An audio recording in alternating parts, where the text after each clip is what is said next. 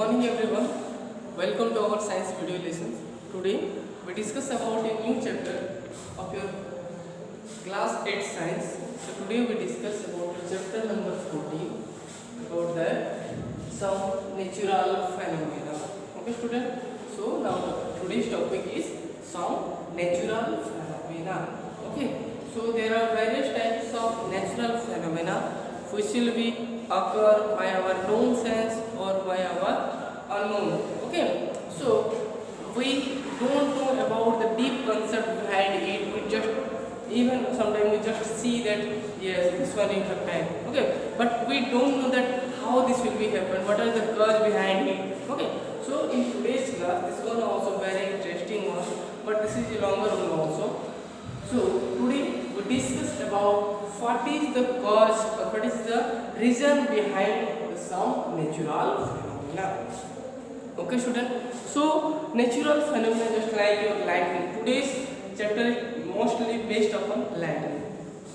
Okay, in the during the your rain time or in the rainy season, many times you see the thunder and lightning in the sky. Okay, in the sky, and you have just fear about it. Yeah, lightning will happen, hide on your house. Okay, but you don't know how this lightning will be produced.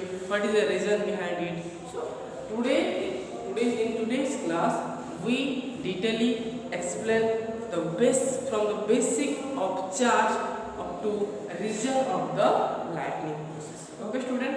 So let's start our discussion from very smaller one from the atom. Okay.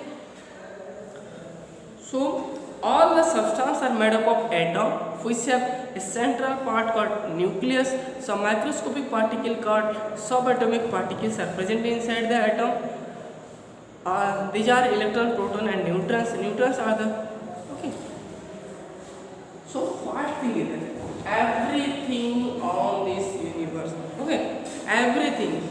Even those suppose take the animal just like amoeba, which is made of only single cell.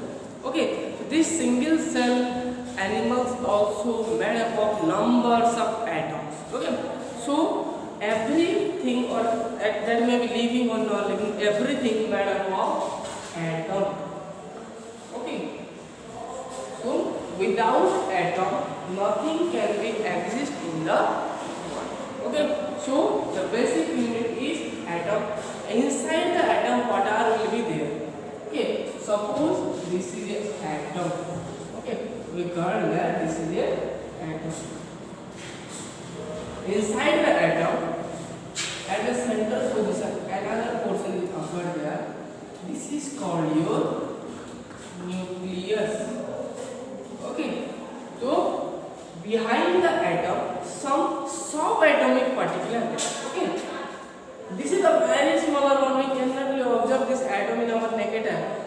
If we want to see this atom, then we have to take the help of electronic microscope. Okay, with the help of electronic microscope, we are able to see this atom. This is a very tiny one. Okay, so first thing that everything is made up of atom, and inside the center position of atom, there is an object occurs. This is called your nucleus. And inside the atom, various subatomic, okay, subatomic particles are there. Various subatomic particles are there. These subatomic particles are mainly electron, proton, and neutron. Okay, student. So this is the three subatomic particles. Before some years saying everyone called that this is the smallest and smallest unit of everything. Okay, inside about no any smaller thing after the electron, proton, and neutron. But nowadays some very small particles are also be discovered, which is your under research process. That is your God particle. You have listened this. Various seminar also be occurred on the basis of this topic, that is God particles. They are not. This is the another subatomic particle which is more smaller than your electron. Okay, so normal what will happen there? Everything made up of atom. Inside the atom, various subatomic particles are there. Mainly subatomic particles are the electron, proton, and neutron. These are the three subatomic particles. Okay, so how they arrange or how they place or situated inside the atom? First thing that is proton and neutron. They are binded inside the nucleus. Okay, here the your nucleus center portion is nucleus. Inside the nucleus, the proton and neutron are being there. Okay. So all the proton and neutron are present inside the nucleus. I hope you clearly understand about that. So where is the electron will be situated? Electron will be situated inside the between portion of the nucleus and atomic body. Okay, so here electron will be just revolve around like this. Okay, suppose this is the reason. In this way, all the electron will be revolve around the nucleus in a specified orbit. Okay, this is the normal construction of atom and the situation of the subatomic particle electron, proton and neutron. Okay, तो student क्या होता है कि हर एक चीज atom से बना हुआ होता है. एटम के अंदर कुछ सबएटॉमिक पार्टिकल होते हैं. इस तरह का आपका इलेक्ट्रॉन, प्रोटॉन और न्यूट्रॉन. ओके, तो जो प्रोटॉन और न्यूट्रॉन होते हैं वो एटम के अंदर न्यूक्लियस के अंदर ही वो लोग रहते हैं. इलेक्ट्रॉन जो है कुछ स्पेसिफाइड ऑर्बिट बनाकर न्यूक्लियस के चारों ओर घूमता रहता है. यही है नॉर्मल कंस्ट्रक्शन. ओके, तो फिर ये क्या होता है, जो इलेक्ट्रॉन होता है वो क्या होता है, नेगेटिव चार्ज का होता है. Negative charge. और जो प्रोटॉन होता है वो पॉजिटिव चार्ज का होता है. और जो न्यूट्रॉन होता है वो नो चार्ज. ये ध्यान रखना, ये कंसेप्ट के बिना आपका इलेक्ट्रिसिटी का कोई भी चैप्टर पॉसिबल नहीं है कि हमेशा जब इलेक्ट्रॉन की बात करेंगे तो इलेक्ट्रॉन का चार्ज क्या हो जाएगा, नेगेटिव. प्रोटॉन का होगा पॉजिटिव. और जो न्यूट्रॉन होगा भाई इसका कोई चार्ज ही नहीं है तो ये ज़्यादातर कंसिडरेशन में नहीं आएगा. ये समझ में रखो. इलेक्ट्रिसिटी में मैंने दो चीज़ का यूज होता है, वो है इलेक्ट्रॉन और प्रोटॉन. ओके, इलेक्ट्रॉन का चार्ज होता है नेगेटिव और प्रोटॉन का होता है पॉजिटिव. न्यूट्रॉन में कोई चार्ज नहीं होता तो इसको हम ज़्यादातर नेगलेक्ट ही कर देते हैं. ओके, जब आप केमिस्ट्री पढ़ोगे उसमें जब एटॉमिक मास, एटॉमिक नंबर निकालना होगा उसी टाइम इसका थोड़ा यूज आएगा, नहीं तो ज़्यादातर न्यूट्रॉन का यूज नहीं आता है. ठीक है, तो ये नॉर्मल ये जो कंसेप्ट आपका टोटल चैप्टर है, इस कंसेप्ट आपको समझ में आ गया तो आगे का कंसेप्ट सही तरीके से समझ में आएगा. तो अगर इसको ही मैं समझाने में थोड़ी ज़्यादा देर लगेगा. ठीक है, अगला कंसेप्ट है आपका क्या, charge body.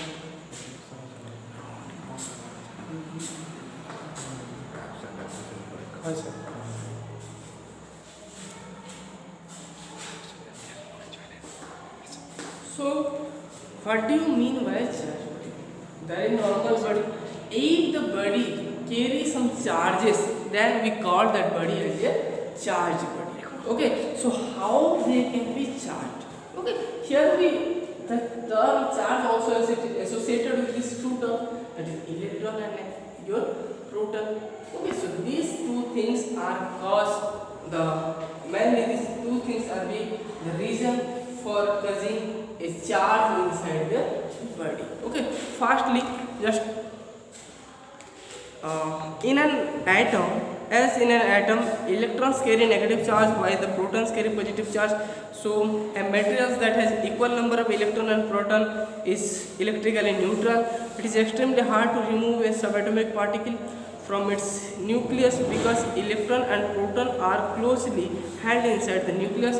On the other hand, the outermost electron are loosely held by the nucleus and can be easily removed. तो और एक कंसेप्ट क्या है, जो ये इलेक्ट्रॉन के अंदर जो एटम के अंदर इलेक्ट्रॉन, प्रोटॉन, न्यूट्रॉन होते हैं, जो प्रोटॉन और न्यूट्रॉन ये हो गए न्यूक्लियस के अंदर, मतलब इनको निकालना एकदम ना के बराबर है. तो ध्यान रखिएगा, हमेशा ये कंसेप्ट दिमाग में बिठा दीजिए कि जब भी कोई चार्ज ट्रांसफर होगा तो उसी में प्रोटॉन और न्यूट्रॉन कहीं नहीं जाएंगे, वो न्यूक्लियस के अंदर ही बंधे रहेंगे। बस जब जाएगा तो जो फ्री स्टेट में पड़ा हुआ है ये इलेक्ट्रॉन ही कहीं चला जाएगा और कहीं से इलेक्ट्रॉन आ जाएगा। यही है नॉर्मल कंसेप्ट जो कि चार्ज और डिस्चार्ज का प्रोसेस है। ये हमेशा ध्यान रखिएगा जो कि न्यूक्लियस के अंदर जो भी चीज बैठा हुआ है वैसे ही बैठा रहेगा, वो कहीं निकलने वाला नहीं, ठीक है। तो अभी देखते हैं क्या, जब भी चार्ज बढ़ के बात कर रहे हैं तो न्यूट्रली नेचुरली हर एक चीज क्या होता है, न्यूट्रल होता है, हर एक चीज न्यूट्रल होता है। क्यों न्यूट्रल होता है, कैसे न्यूट्रल होता है, देखो कि अरे हम ये न्यूट्रल की बात छोड़ देते हैं, तो जो दो सब एटॉमिक पार्टिकल हमने पढ़ा है कि इलेक्ट्रॉन और प्रोटॉन, ठीक है, इलेक्ट्रॉन और प्रोटॉन, इलेक्ट्रॉन को ई भी लिखते हैं, प्रोटॉन को पी लिखते हैं, ठीक है। और इलेक्ट्रॉन का चार्ज क्या है, नेगेटिव, जो ई माइनस लिखते हैं, प्रोटॉन का पॉजिटिव है तो ऊपर में उसका चार्ज साइन दिया जाता है, ठीक है। अगर एक एटम मान लीजिए कि ये क्या है, क्लोरीन है, क्लोरीन नाम सुना होगा, एक केमिकल एलिमेंट्स है, तो ये जो एलिमेंट्स क्लोरीन है, क्लोरीन का एटॉमिक नंबर तो इसमें क्या होगा कि 70 आपका इलेक्ट्रॉन रहेगा और 70 आपका प्रोटॉन रहेगा। तो इसमें क्या हो गया, ये बड़ा होगा थोड़ा, मैं छोटा एग्जांपल ले लेता हूँ, ठीक है। अगर आपने ले लिया क्या है लिथियम, ठीक है, Li का मतलब होता है लिथियम, लिथियम का एटॉमिक नंबर होता है 3। इसका मतलब क्या होता है कि इसमें 3 तो इलेक्ट्रॉन होंगे, मतलब 3 तो नेगेटिव चार्ज हो गया। अगर फिर क्या होता है 3 तो पॉजिटिव चार्ज होता है। आपको पता है plus minus they will cancel each other, so here this will be cancel, this will be cancel and this will be cancel, so there is no charge in the lithium, so in the natural state lithium is in neutral, okay, so there is no charge carrying, so naturally क्या होता है, lithium के अंदर 3 electron हो गए, 3 proton हो गए, तो ये दोनों आपस में बैलेंस कर देंगे और लिथियम में कोई भी चार्ज नहीं है। अगर गलती से कहीं मान लो कि ये इलेक्ट्रॉन, एक इलेक्ट्रॉन बाहर चला गया, जब इसके पास कितने इलेक्ट्रॉन हो गए, 2 इलेक्ट्रॉन हो गए, और कितना प्रोटॉन हो गया, 3 प्रोटॉन हो गया। मान लीजिए कि प्रोटॉन कभी कहाँ नहीं जाएगा, कहीं से प्रोटॉन भी नहीं आएगा, हमेशा किसका चेंजेस होगा, इलेक्ट्रॉन का चेंज होगा। तो यहाँ पे 2 इलेक्ट्रॉन हो गए और 3 प्रोटॉन हो गए, तो यहाँ पे क्या हो गया, ये चार्ज इसको कैंसिल कर गया, चार्ज इसको कैंसिल कर गया, और ये जो चार्ज है भाई ये किसी को कैंसिल करेगा क्या, नहीं करेगा। तो यहाँ पे लिथियम का चार्ज क्या हो गया, एक पॉजिटिव चार्ज ज्यादा हो गया, तो लिथियम का चार्ज हो जाएगा Li+। तो अभी एक चार्ज बड़ी है या न्यूट्रल है, अभी क्या बन गया, अभी एक चार्ज बड़ी बन गया। किस तरह से चार्ज बड़ी बना, अगर लिथियम एक इलेक्ट्रॉन किसी को ना देता या किसी भी कारण एक इलेक्ट्रॉन बाहर नहीं जाता, तो क्या ये चार्ज बड़ी बन पाता क्या, नहीं। तो स्टूडेंट अगर एग्जाम्पल पहले तो इसका 3 इलेक्ट्रॉन था, फिर क्या हुआ, अगर नॉर्मल आपको समझाने के दे रहा हूँ, नेचुरल ऐसा कुछ नहीं होता, स्पेसिफाइड एलिमेंट के ऊपर इलेक्ट्रॉन जाना आने का कंसेप्ट होता है। तो अगर क्या हुआ, इसी ने फिर बाहर से कहीं से एक इलेक्ट्रॉन ले आए, तभी क्या हो गया, ये प्लस माइनस कैंसिल हो गया, तो यहाँ पे 4 इलेक्ट्रॉन, 4 नेगेटिव चार्ज और 3 पॉजिटिव चार्ज, तो एक इलेक्ट्रॉन और एक नेगेटिव चार्ज ज़्यादा हो गया कि नहीं, तभी इसके ऊपर क्या हो जाएगा, एक माइनस साइन ज़्यादा आ जाएगा, है कि नहीं। तो अभी ये नेगेटिवली चार्ज हो गया, तो ये क्या कहलाएगा, एक चार्ज बड़ी कहलाएगा।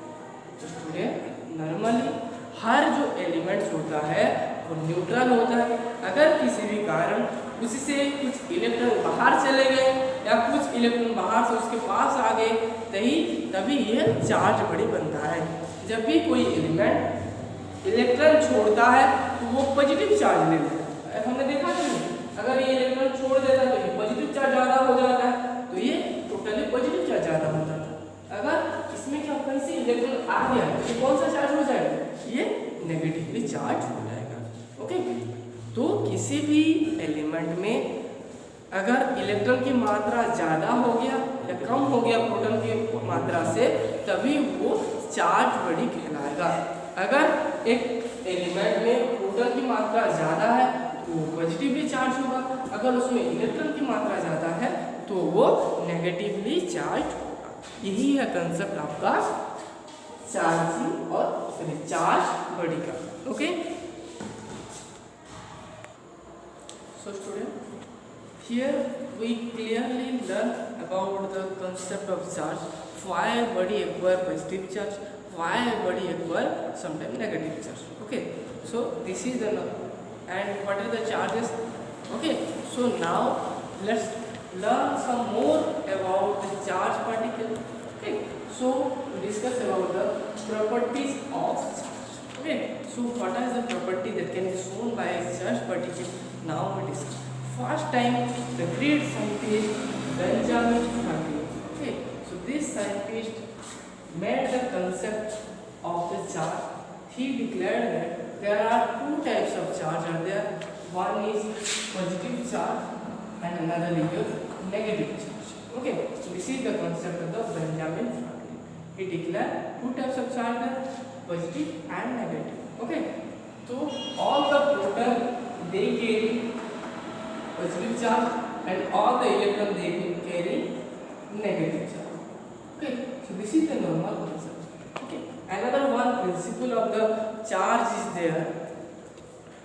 Okay, so equal charge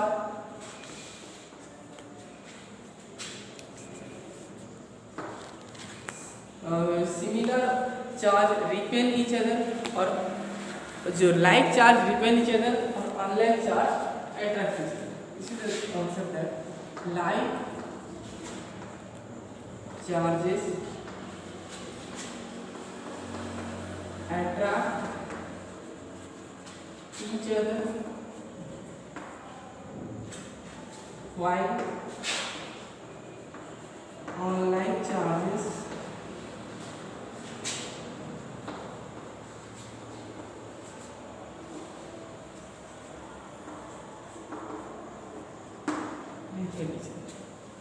तो यहाँ पे कंसेप्ट क्या है, like charges attract each other. Like charges मतलब अगर आप यहाँ पे पॉजिटिव चार्ज और पॉजिटिव चार्ज लाते हैं दोनों इक्वल, दोनों लाइक चार्जेस है।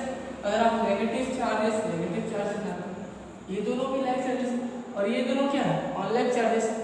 अगर दो लाइक चार्जेस पास में आ गए तो वो क्या करेंगे,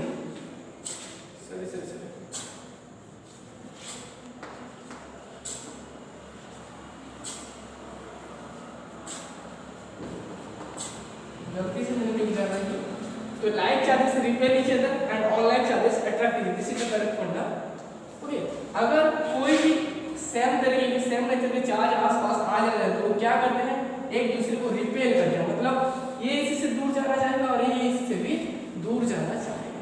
ओके, तो उनका क्या होता है, इसी तरह से मूवमेंट होता है, वो एक दूसरे से दूर भागने की कोशिश करते हैं।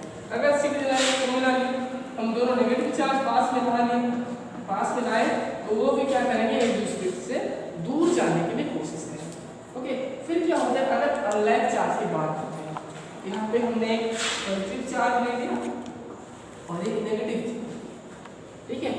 तो ये इसका नेचर पॉजिटिव है, ये इसका नेगेटिव है, तो ये दोनों क्या होंगे unlike.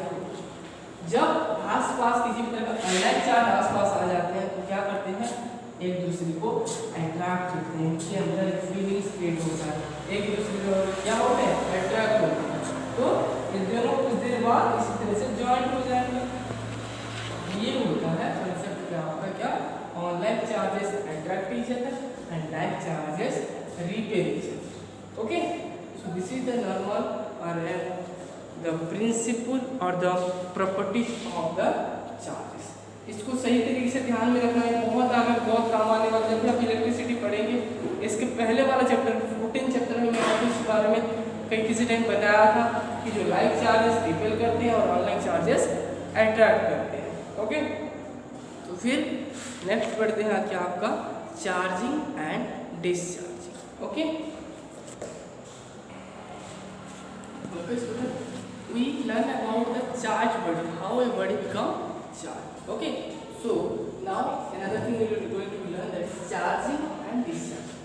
Okay, so what is the process, by the following those process we become charged body or we after we may also discharge body. So these two processes we will be going to be learn that what is the process of charging and discharging. Okay, Charging is a phenomenon in which an object accumulates the charge. On the other hand, when a charged body loses or transfers its charge to another body, this which does not have any charge or neutral, it is called discharge. Okay, so normally क्या होता है, अगर एक charge body है, ठीक है, अगर इसमें सोडियम का एक चार्ज बॉडी है तो सोडियम में क्या होता है, 11 इलेक्ट्रॉन होता है, इलेक्ट्रॉन प्रोटॉन। ओके, तो यहाँ पे एक क्लोरीन का हो गया, ठीक है। तो यहाँ पे क्या होता है, जो सोडियम में होता है प्रोटॉन होता है 11, इलेक्ट्रॉन होता है 11, तो नॉर्मली एक न्यूट्रल होता है। और फिर यहाँ पे क्या होता है, क्लोरीन में इसका प्रोटॉन होता है आपका 70 और इलेक्ट्रॉन होता है 7। ये कंसेप्ट, अगर किसी तरह से यहाँ का एक इलेक्ट्रॉन यहाँ पे चला गया, ठीक है, यहाँ पे कितने थे, 11 इलेक्ट्रॉन थे, 1 2 3 4 5 6 7 8 9 10। ओके, यहाँ पे जो इलेक्ट्रॉन था उससे 11 था, तो क्या करेगा, अगर किसी कारण ये जो एक इलेक्ट्रॉन यहाँ चला गया, ठीक है, तो इसके पास कितना इलेक्ट्रॉन बच गया, इसके पास हो गया 10 इलेक्ट्रॉन। तो मतलब 11 पॉजिटिव चार्ज और 10 नेगेटिव चार्ज, तो किसका मात्रा बढ़ गया, तो 1 प्रोटॉन ज्यादा हो गया। तो सोडियम का चार्ज क्या बन जाएगा, सोडियम का चार्ज बन जाएगा प्लस। तो यहाँ पे क्या हो गया, ये बड़ी क्या हो रहा है, ये क्या हो रहा है, यहाँ से एक इलेक्ट्रॉन यहाँ से चला गया, ठीक है, तो ये क्या हो जाएगा, 17 इलेक्ट्रॉन था, यहाँ पे 18 इलेक्ट्रॉन हो जाएगा। तो इसमें कौन सी चार्ज बढ़ गया, नेगेटिव चार्ज बढ़ गया, इसका साइन क्या हो जाएगा, नेगेटिव हो जाएगा, ठीक है। अब ये दोनों क्या हो गए, एकदम से चार्ज हो गए, ये पॉजिटिवली चार्ज हो गया और ये नेगेटिवली चार्ज हो गया, ठीक है। तो अगर charging is the phenomenon in which an object accumulates the charge, अगर किसी भी ये जो प्रोसेस हो गया, इसी प्रोसेस में क्या हो गया, सोडियम भी चार्ज हो गया और क्लोरीन भी चार्ज हो गया, ये प्रोसेस है। अगर कहीं से एक इलेक्ट्रॉन चला जाता है तो वो पॉजिटिवली चार्ज हो जाएगा, अगर कहीं से इलेक्ट्रॉन आ जाता है तो नेगेटिवली चार्ज हो जाएगा। तो चार्जिंग जो प्रोसेस है, उस प्रोसेस में जो बड़ी चार्ज एक्यूमुलेट करेगा, चार्ज गेन करेगा, तभी उस प्रोसेस को कहेंगे हम चार्जिंग। और डिस्चार्जिंग क्या हो जाएगा, अगर ये बड़ी क्या होगा, अपनी चार्ज जितने भी चार्ज है उस चार्ज को छोड़ के फिर से न्यूट्रल हो जाएगा, तब इसको कहा जाएगा डिस्चार्जिंग। तो डिस्चार्जिंग में पॉइंट आता है अर्थिंग का, the process of transferring of charge from charge body to earthing earth discharge. अगर यहाँ पे क्या हो गया, सपोज मान लो कि आपके घर में भी देखा होगा कि आपने जो अर्थिंग होता है कि आपके घर के बगल में कहीं एक रॉड जमीन के अंदर जाता है और वहीं से आपका वायर कनेक्शन आके हर एक बोर्ड में लगा होता है कि अगर आपके घर में ज़्यादा वोल्टेज आ गया तो वहाँ क्या हो जाएगा कि वो करंट जाकर आर्थ में चला जाएगा। वो क्या होगा, अर्थिंग का कंसेप्ट है। अर्थिंग का मतलब क्या है, अगर ये चार्ज बड़ी है, इस इलेक्ट्रॉन यहाँ पे संभला नहीं जा रहा है, तो इसमें एक वायर लेके मैं क्या करूँगा, आर्थ में जोड़ूंगा, तो ये चार्ज क्या होगा, यहीं से चला जाकर आर्थ में चला जाएगा, तो ये फिर से न्यूट्रल हो जाएगा। तो earthing is also another method of discharging. Okay, अगर कोई भी चीज़ चार्ज गेन करता है, चार्ज एक्यूमुलेट करता है, तो वो चार्जिंग हो गया। अगर कोई भी चीज़ चार्ज को छोड़ता है और फिर से न्यूट्रल आ जाता है तो हो जाता है डिस्चार्जिंग। अगर जो जब डिस्चार्जिंग हो रहा है तो वो चार्ज किसमें आ जाएगा, तो अर्थ के अंदर जाएगा, तो वो हो जाएगा अर्थिंग। यही आपका 3 principal. Okay, so after that we are going to discuss about the various method of charging. There are 3 methods of charging, that charging by rubbering or charging by friction, another one is your charging by conduction, and third one is charging by induction. I hope ये जो concept बचा हुआ है, जो methods of the modes of charging और the concept of charging, वो अगले class में हम पढ़ेंगे। ओके, आज की क्लास में हमने क्या कुछ पढ़ा कि पहले हर चीज़ एटम से बना हुआ होता है, एटम के अंदर कुछ सब एटॉमिक पार्टिकल्स होते हैं जो कि इलेक्ट्रॉन, प्रोटॉन और न्यूट्रॉन।